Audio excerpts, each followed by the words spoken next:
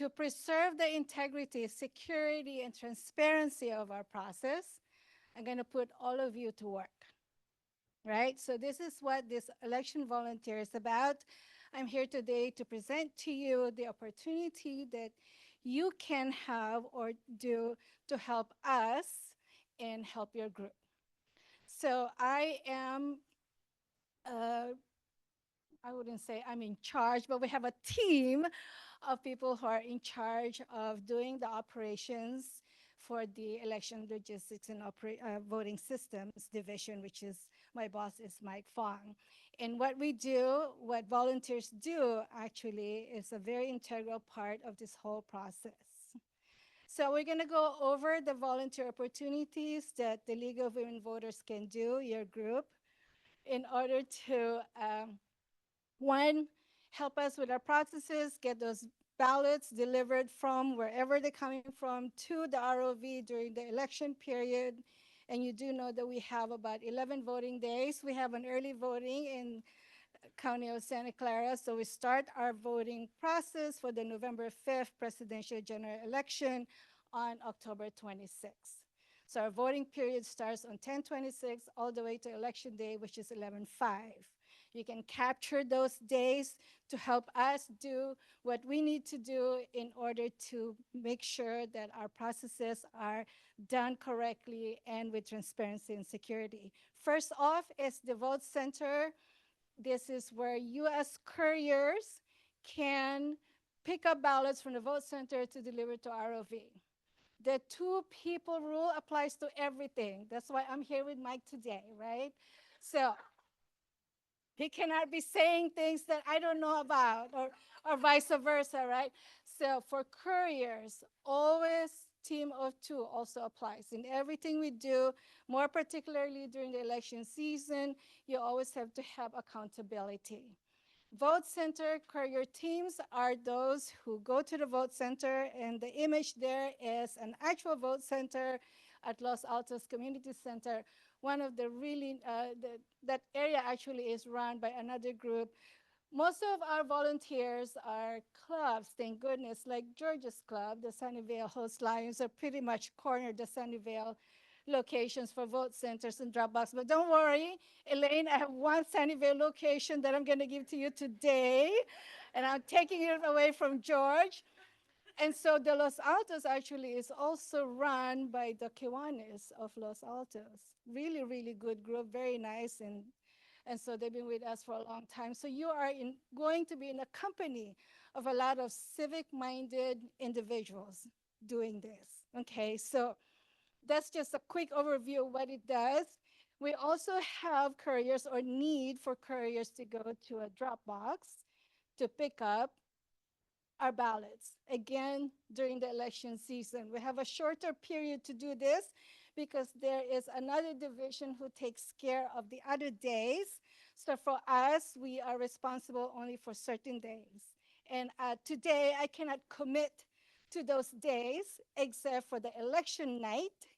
We always are responsible for picking up drop box ballots during election night at 8 p.m. Not just to pick up, but also a little process to close the box. So we have about 100 of this throughout the county. So if you can go anywhere between Gilroy and all the way to Palo Alto, you're my guy, right? Because I need those to be picked up. Once again, always team of two. So in your pair up, when you kind of talk among yourselves as to who's gonna do what, always consider there's a driver and there's a passenger going towards one location to deliver.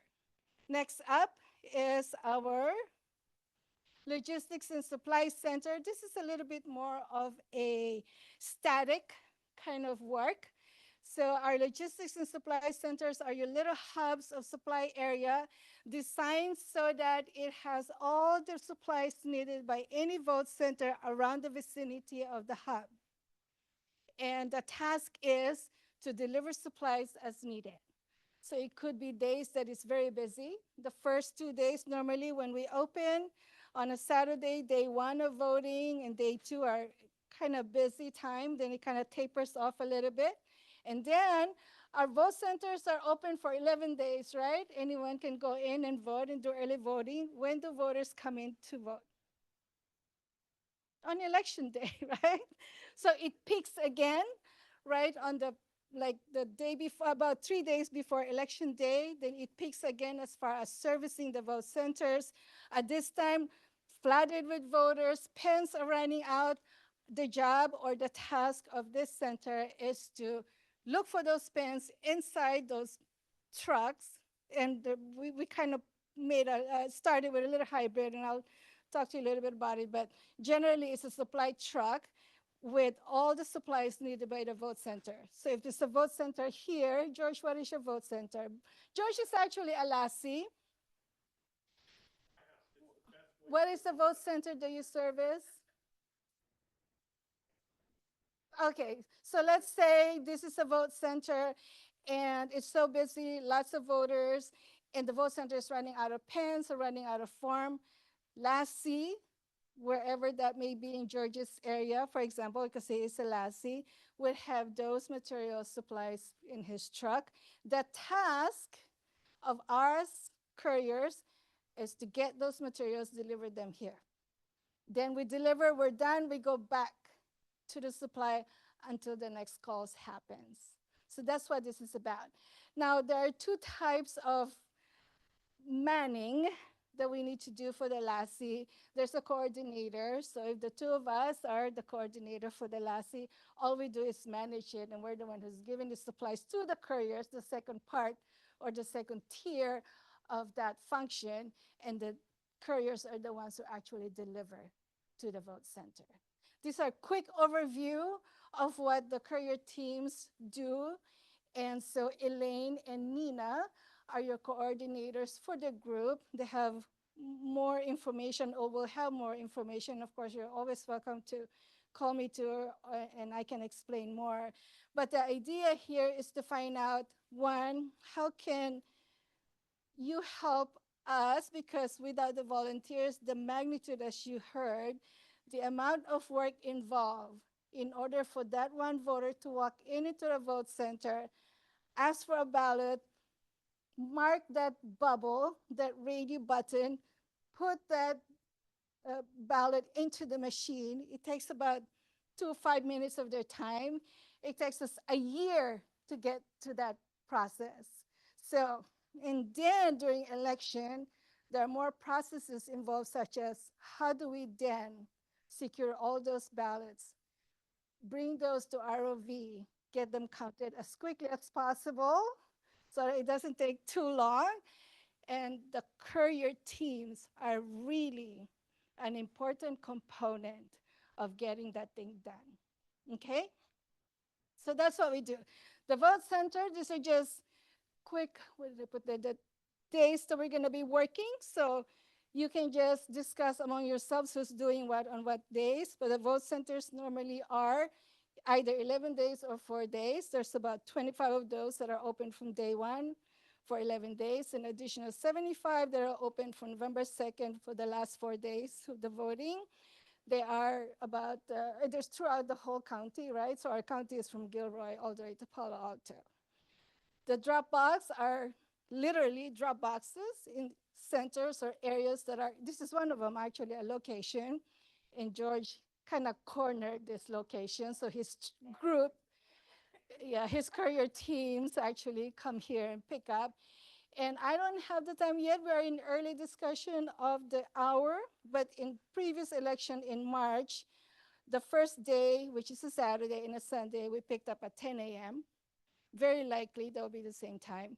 Monday, we picked up at 1. And Tuesday, we had two pickup, 1 and the last pickup at 8 to close the box. So you could kind of like bank on that same period of time if you're, for planning purposes for your group. But I will know by end of the month the actual dates and time. Okay. Now the last C is our operations, so we could pretty much bank on those dates that are there. So for 11 days, there are about 8 locations that are open, servicing vote centers that are also open for 11 days. And then we open up more or assign more votes, supply hubs, supply centers in the last 4 days. Now, the hours are different for each type. The vote center, you only go when the vote center close. And most vote centers would close at 5, except on election day, they close at 8. So you can kind of plan to look at if you volunteer with Elaine, your pickup time is at 5. Oh, oh, Mike, you can fix that. So you can the pickup time for vote centers at 5 because the vote centers will close at 5, and then for the drop boxes again as arranged, which I don't have any time there yet. The logistics and supplies is always 8 to 5. On election night, we might ask you to stay until 7, depending on the need of that vote center. No, meaning people. Okay, so there are security. Yes, of course, there's always going to be risk, right? Whatever we do, but we do train you. There's a training that we give. Every single courier volunteer gets a training. We have securities in place as to how those will be addressed or how we're going to manage those or mitigate those. And so, yes, there's always going to be a risk involved, but we try our very best to mitigate or put security procedures in place for that.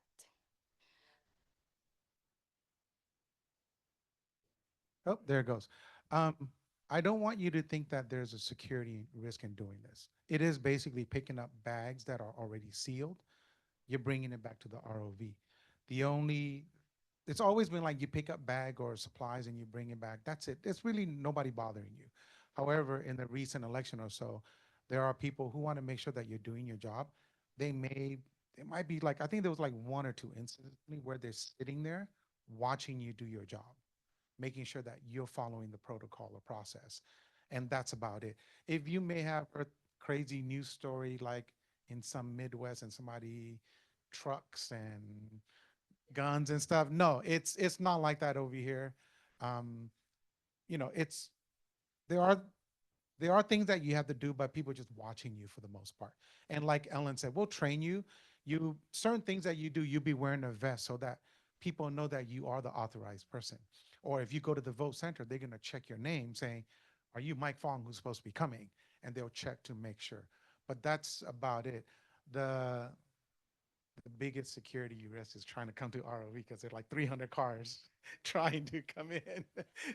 You're just not hitting anybody. I So, run a ton of volunteers, and they range from 90 to some passengers of 16. There's a lot of outs and a lot of people around, so I am very confident with those people. and So sometimes there's really, most of the time, it's well meaning people, right? So I had this Dropbox couriers at the Tully Library, actually, if you know where that is. And someone from the library ran out and just like, excuse me, what are you doing, right? So sometimes they're really well meaning people. So our couriers are required to wear their badges, right? And you have your materials that are all ROV materials. You're not allowed to use your own thing. Everything that you need to do to complete your job are issued by us. They're all ROV official supplies and materials. You wear your vest, and we tell you in a training that if things gets dicey, don't be a hero. You just close up that box and leave, and then we'll take care of what needs to get done. So our priority, of course, is the security of our ballots and, of course, yours, right? So we're going to be there for you, and we're going to make sure that the materials are collected either by you or by us safely. So the next slide is clearly just to give you a sense of how you can maximize the election volunteer stipend. Our volunteers, even though we are volunteers, we do give you a stipend. Every type of courier has a certain amount of stipend attached to it. The vote center and the Dropbox couriers, you do get $65 per person per occurrence. So if you're going to be doing a pickup of Dropbox every single day, which is 5 instances for us, right? It would be from the Saturday, Sunday, November 2nd, 3rd, 4th, and 5th. The 5th has a 2 pickup hours. You have 5 instances at $65 per person, and that's how you get paid as a stipend. On top of that, just a real token for the training, which is required. So we give you $10 also for that. And the driver will get a reimbursement for their mileage. So that's kind of like how your stipend would look like. Here on this slide, it gives you this idea of how you can kind of like add to what you can get if you end up doing something like this. So if you are going to be doing the LASI, the Logistics and Supply Center, which is what we say the supply hub, that's $115 per person per instance, and that's 8 to 5. So if you already have a team over there who's willing to stay a little bit more, an hour and a half more, and go to a nearby vote center to pick up ballots, that's the additional $65 on top of your 115 that you would earn from working 8 to 5. So an additional hour, hour and a half more, you can get another $65. So conceivably, a team could get $180 per person. Now, these are all 99.9% of the clubs do the stipend and donate them to the club. And of course, all of you will do the same, right?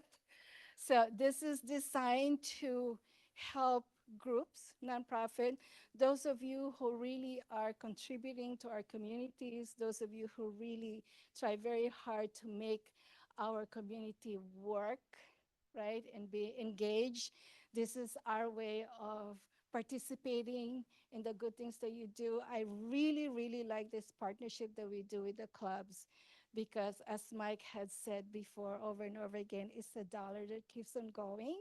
It doesn't just sit in your pocket or in a bank or whatnot, right? It goes into your community, it goes to your scholarship funds, it goes to your admin costs for running meetings or however way you folks would use the stipend. Our participation to that is really important to us. And of course, once again, without the volunteers, the magnitude of things that we need to do in order to provide transparency, security, and efficiency in our process is by far through the volunteers. Do you have any questions for me? So everybody will sign up today. Elaine has a sign up sheet. Oh, Nina has a sign up sheet. So there are your coordinators. Thank you very much. Thank you, folks.